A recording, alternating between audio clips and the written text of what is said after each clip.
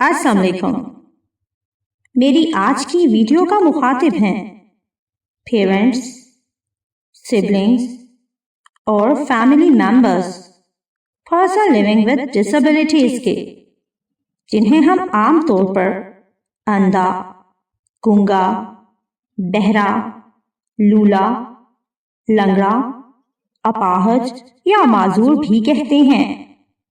हमारे माशरे का ये अलमिया है कि जब भी किसी फैमिली में कोई पर्सन लिविंग विद डिसेबिलिटी जन्म लेता है तो हम उसे एक कॉर्नर तक लिमिटेड कर देते हैं, महदूद कर देते हैं, सिर्फ ये सोचकर कि ये एक्स्ट्रा है, कुछ नहीं कर सकता, पुट हिम इनटू डस्टबिन, या ओ माय गॉड ये खुद को चोट ना लगा दे, कोई नुकसान ना पहुंचा दे। Now think for a while. आज से 10, 15 या 20 साल बाद विल यू बी एबल कि आप उन्हें उठाकर वॉशरूम ले जाएं, उन्हें शॉवर दे सकें या नवाले बना बना कर उनके मुंह में डाल सकें? ऑब्वियसली नहीं। क्या उस वक्त कोई आपको रिप्लेस कर सकेगा? कोई आपकी तरह आपके बच्चों का ख्याल रख सकेगा?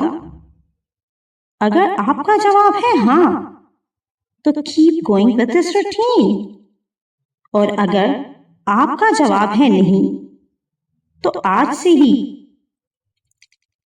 Bring them up in such a way कि वो ना सिर्फ खुद को बल्कि अपने खानदान को भी संभाल सकें।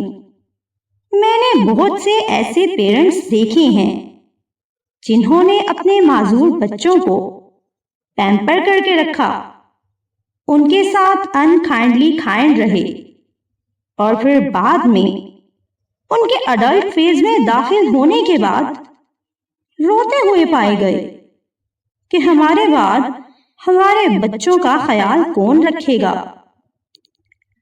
कौन इनकी देखभाल करेगा।